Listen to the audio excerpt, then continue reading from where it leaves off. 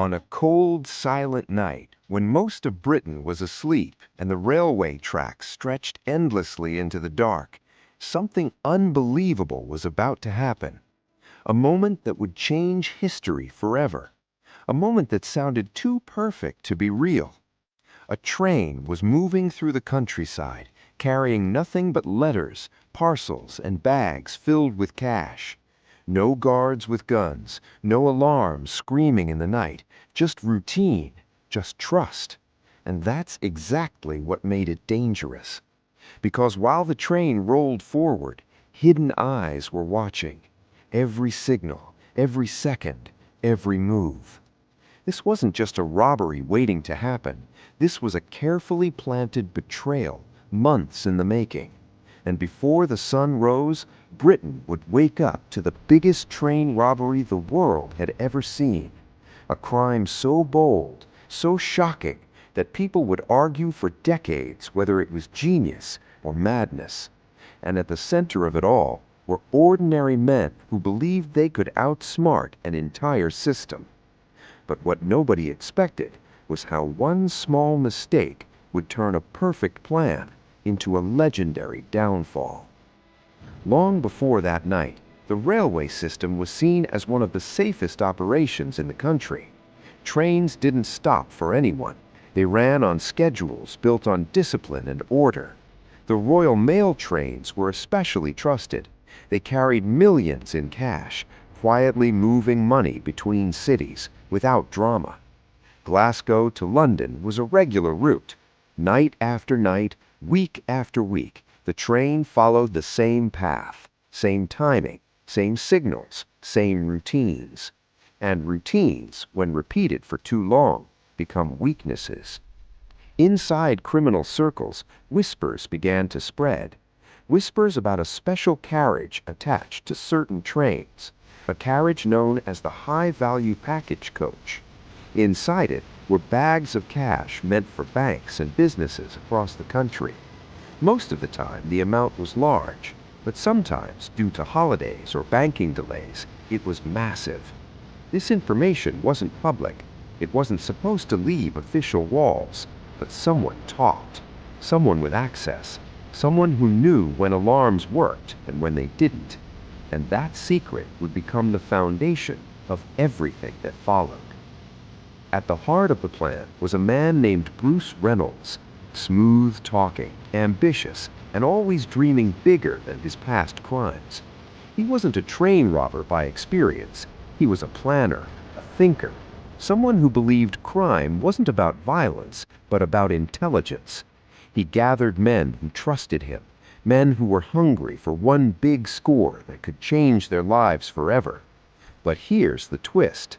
They knew they couldn't do it alone. Train systems were complex. Signals, engines, timing.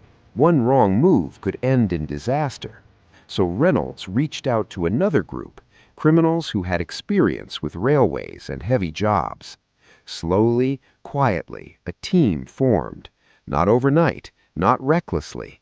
Every member was chosen carefully.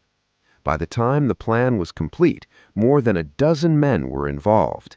Each had a role, each had a reason, and none of them believed they would fail. The plan depended on timing, and timing depended on luck, and luck seemed to be on their side. A bank holiday weekend was approaching, which meant more cash would be moving through the system than usual. On top of that, the newer high-value coaches with alarm systems were temporarily out of service.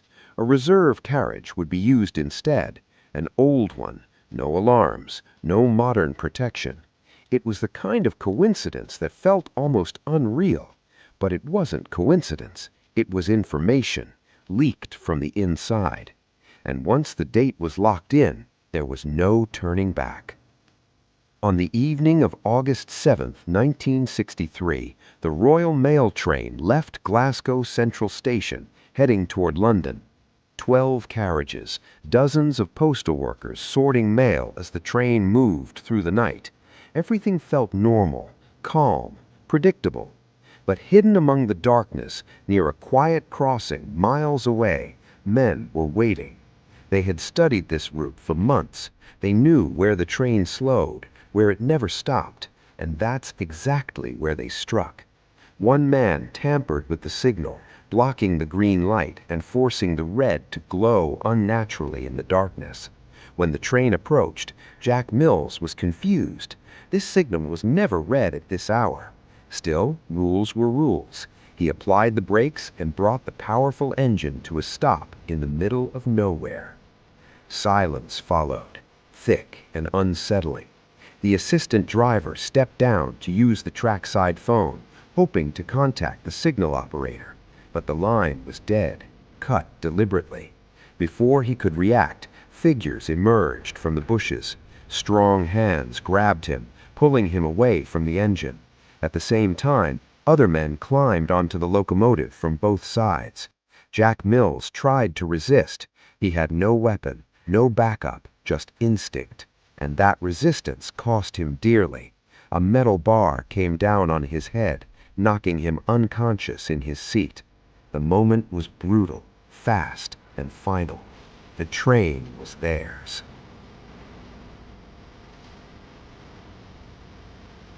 While chaos unfolded in the engine, another part of the plan moved smoothly. The robbers uncoupled the first two carriages, separating them from the rest of the train. Their goal wasn't to rob everyone. It was to take the engine and the high-value coach only. They planned to drive it to a nearby bridge where a truck was waiting. But here's where reality hit them hard. The retired train driver they had brought along froze. The controls were unfamiliar. Panic set in. The perfect plan suddenly faced its first real crack. With no other choice, they revived Jack Mills and forced him, injured and terrified, to drive the engine forward. Just 1 mile. That's all they needed. When the train reached the bridge, the robbery began in full force. The high-value coach was forced open. Inside were postal workers who had no idea what was happening. They were overpowered, tied up, threatened, but not killed. Violence was never the goal. Speed was. Inside the coach were 128 bags filled with cash, pounds and shillings stacked so heavily that the total weight reached over 2 tons. The robbers formed a human chain, passing bag after bag down into the truck below. They had only 15 minutes. Every second mattered. In the end, they managed to load 120 bags. 8 were left behind, not because they wanted to leave them, but because time had run out. Then, just as suddenly as it began, it was over. The robbers vanished into the night, driving away with what would later be confirmed as around 2.6 million pounds. At that time, it was an unimaginable amount of money. Britain woke up in shock. Newspapers exploded with headlines. How could a train be stolen? How could so much money disappear without a single gunshot fired?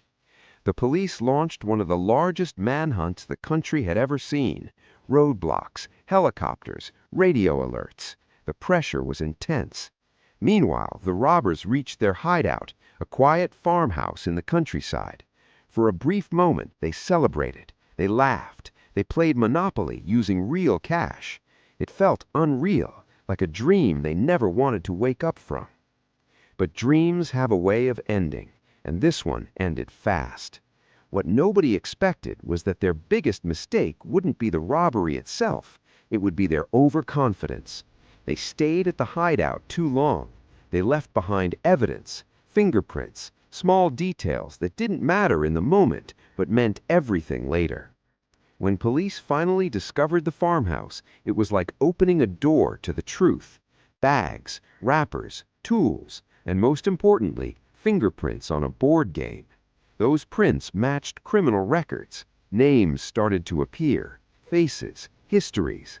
One by one, the men were identified. Arrests followed quickly. Out of the 15 involved, most were caught within weeks. Trials were swift and harsh. Sentences were severe. Some received up to 30 years in prison. The system wanted to send a message. The impact went far beyond the courtroom. Jack Mills never recovered from his injuries. He lost his job. His health declined. Years later, he died, still carrying the weight of that night. Families of the robbers were torn apart. Some wives waited, some walked away. Children grew up visiting prisons instead of playgrounds. The money, once seen as freedom, became a curse. Most of it was never recovered, but it didn't bring happiness either. Those who escaped spent their lives hiding, always looking over their shoulders. In the end, the great train robbery became more than a crime. It became a symbol, a story of ambition, betrayal, and the illusion of control. It showed how a perfect plan can collapse under one wrong decision, how trust can be sold, how routine can be exploited, and how no matter how clever the crime, the truth has a way of catching up. Even today, people argue about it. Some see the robbers as anti-heroes. Others see them as criminals who destroyed lives. But one thing is certain, that night changed everything. And the echo of that red signal still lingers in history, reminding us that even the quietest journeys can hide the loudest secrets.